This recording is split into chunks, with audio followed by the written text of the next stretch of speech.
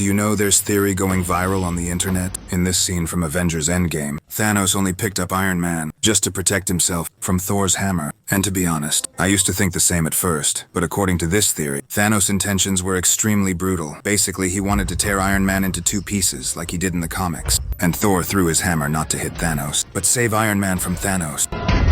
During the fight between Wanda and Thanos in Avengers Endgame, if you look closely above her eyebrows, you can see that she had a big cut on her forehead. So when did she get this scar? At the end of Infinity War, while fighting Thanos' army, she got this scar on her head from Proxima Midnight. What amazes me the most is that Endgame was a year after Infinity War, and they still paid attention to that small detail. When Thanos snapped in Avengers Infinity War, the snap was so powerful that the gauntlet got stuck to his hand. And when Thor killed Thanos in Avengers Endgame, we can see that the gauntlet is still on his hand. That's why, when Hulk snaps in Endgame, if you look closely, you can see that the gauntlet automatically removes itself from Hulk's hand just after he snaps.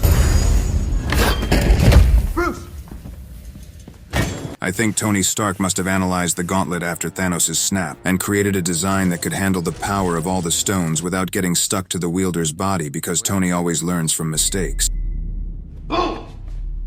This is why Stormbreaker is the greatest weapon in the MCU. In Avengers Endgame, Thor was so weak that even Iron Man was stronger than him. When past Thanos came to the future, he was beating Thor and making him even weaker. So Thor tried to call Stormbreaker, but Thanos took it and attempted to kill Thor with it. Surprisingly, in the comics, Stormbreaker was made to kill Thor, but in the movie, Thanos had a tough time using it to kill him. My theory is that in Thor, Love and Thunder, we learn that Stormbreaker has feelings for Thor and can act independently. So I think Stormbreaker was trying to stop Thanos from killing Thor, which is why Thanos struggled to push Stormbreaker into Thor's chest. Before Thanos could succeed, Captain America used Mjolnir to save Thor because, in the comics, Mjolnir was made to protect him. After Thanos snapped in Avengers Infinity War, when everyone was getting dusted, Groot said something to Rocket.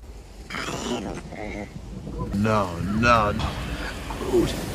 Since he said it in Groot's language, we never found out what he actually said to Rocket as his final words. James Gunn, the director of Guardians of the Galaxy, confirmed that his final words actually translate to Dad. The reflexes of the Iron Man suit were too slow while fighting against Falcon and Wanda during the airport battle. We can see he was taking too much damage while fighting with them. This is why, in Infinity War, Tony added stabilizers to his nanotech suit to speed up his reflexes. That's why, during his fight with Cull Obsidian, we can see that his reflexes are much faster, because Tony always learns from his mistakes.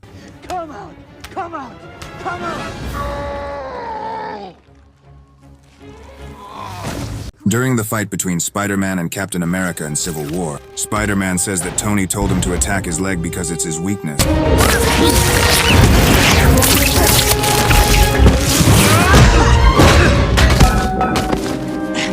He also said to go for your legs! So during the final battle, when Captain America was giving a tough fight to Thanos in Endgame, Thanos quickly figured out Captain America's weakness and instantly attacks his leg, and Captain loses the fight.